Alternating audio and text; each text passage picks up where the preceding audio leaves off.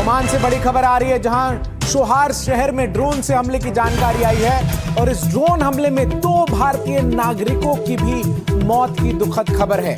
विदेश मंत्रालय के संयुक्त सचिव ने मौत की पुष्टि कर दी है। हमले में 10 अन्य लोग भी घायल हुए हैं। ये बड़ी और दुखद खबर मिल रही है। इस वक्त ओमान के सोहार शहर में ड्रोन हमला हुआ और ड्रोन हमले में 2 भारतीय नागरिकों की भी मौत हो गई। विदेश मंत्रालय के संयुक्त सचिव ने इन दोनों मौतों की पुष्टि कर दी है और इस हमले में कई और लोग भी घायल बताए जा रहे हैं। तो ये बड़ी खबर, जहां पर 10 अन्य लोग घायल इस हमले में बताए जा रहे हैं और 2 भारतीय लोगों की मौत हो गई है। ओमान के सोहार शहर में ये ड्रोन हमला किया गया था, जिसमें बड़ा नुकसान तो हुआ है और 2 भारतीय नागरिकों की मौत हो गई है और कई जो दूसरे लोग हैं वो इस हमले में घायल बताए जा रहे हैं, जिन्हें इलाज के लिए अब अस्पताल भेजा गया है। और अब मिडिल ईस्ट में तनाव के बीच एक बड़ी खबर आ रही है। एयर इंडिया और एयर इंडिया एक्सप्रेस अपनी सेवाएं जारी रखेंगे। पश्चिम एशिया के लिए आज 80 स्पेशल फ्लाइट्स, जेद्दा के लिए कुल 10 उड़ानें संचालित की जाएंगी। मस्कट के लिए 8 उड़ानें संचालित की जाएंगी। तो ये बड़ी जानकारी आपको दे रहे हैं, जहां एयर इंडिया और एयर इंडिया एक्सप्रेस अपनी सेवाओं को जारी रखेंगी। पश्चिम एशिया के लिए आज 80 स्पेशल फ्लाइट्स उड़ान भरेंगी। जेद्दा के लिए कुल 10 उड़ानें संचालित की जाएंगी, जिससे बड़ी संख्या में वो तमाम भारतीय जो वापस वतन लौटना चाहते हैं या जो फंसे हुए हैं वो वापस आ सकेंगे। मस्कट के लिए 8 उड़ानें संचालित की जाएंगी, ये भी जानकारी सामने आई है।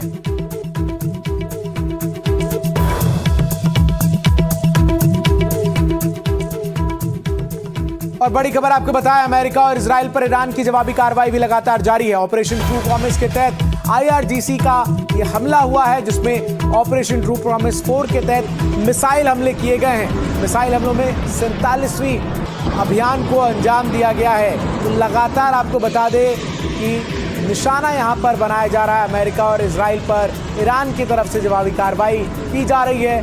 इजराइल में आपको बता दें कि तमाम जो महत्वपूर्ण, चाहे वो सैन्य प्रतिष्ठान हो या फिर जो कमर्शियल हब्स हैं, उनको निशाना बनाते हुए इजराइल की तरफ से एक तरफ जहां भीषण बमबारी हो रही है तेहरान में और ईरान के अलग अलग शहरों में, तो ईरान भी इस पर पलटवार कर रहा है और समूचे मिडिल ईस्ट में, संयुक्त अरब अमीरात में वो लगातार निशाना बना रहा है। दुबई से भी खबर आई, पिछले 24 घंटे में 2 बार जो है वो धमाकों की आवाज़ सुनाई दी है और तमाम जो महत्वपूर्ण व्यावसायिक ठिकाने हैं संयुक्त अरब अमीरात में, उनको ईरान लगातार निशाना बना रहा है।